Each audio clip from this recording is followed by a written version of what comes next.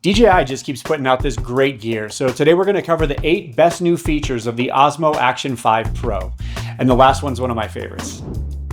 There's been a new recent firmware update that brings the ability to shoot in super slow motion at 960 frames per second.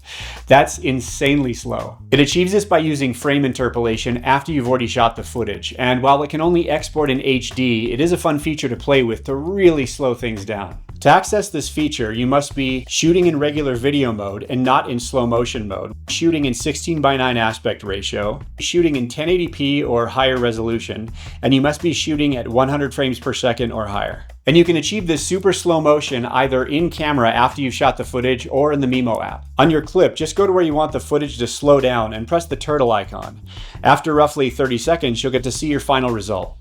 Now, it's not perfect. There can be some small artifacting in some of the details of the shot, but regardless, I find it a really fun feature to play with. The new firmware update also brought the ability to shoot in a higher bitrate, and given that it didn't initially launch with this feature, I think we're all glad to finally see this. This is great for those that just want the best quality possible in their footage, or those of us that want to shoot in log. After all, the higher the bitrate, the more data there is to play with and push around without the footage falling apart.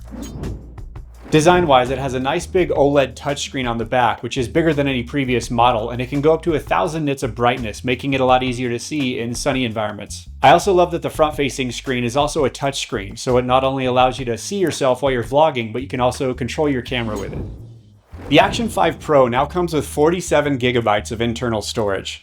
This is great in case you run out of space on your current SD card, or you forget your SD card, or you just don't even want to use an SD card.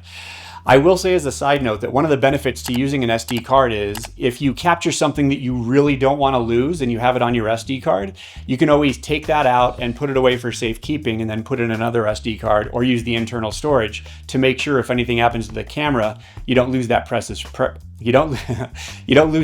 footage. Regardless, this seems like a no-brainer, and I hope all future action cameras come with this feature.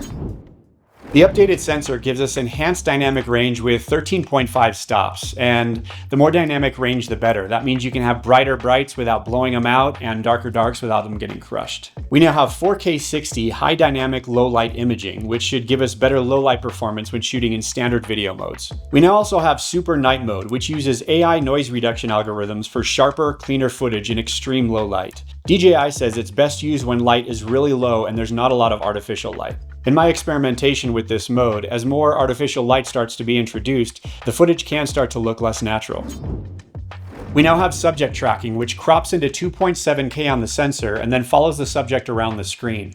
This can be a great way to keep a talking headshot from being so static, and it does a pretty good job of tracking the subject. It can also be good for tracking you and keeping you in frame while you're vlogging, allowing you to pay a little more attention to your environment and a little less to your camera. We now get a whopping 4 hours of record time with the new batteries. That is a lot of record time. So far in my testing, I'm always able to get everything I need in an entire day of recording on one battery. And it's nice to know that the Action 5 is also compatible with the batteries that came with the Osmo Action 3 and the Action 4. And now for one of my favorites. We can now connect up to 2 DJI mics to the Action 5 Pro, and you don't need to use a receiver.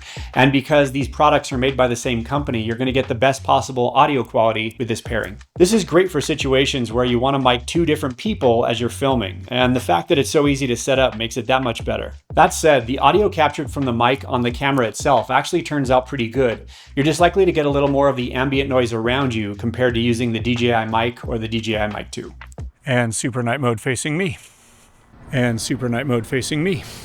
And when recording the audio using the DJI mic, they've also given us the ability to still record with the mic on the camera to create a backup track just in case anything goes wrong.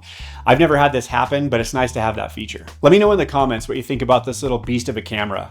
And if you want to learn more about an action camera with a very different set of skills, or learn more about the DJI Mic 2, then check out either of these videos right here. Thanks for being here, and I'll see you in the next one.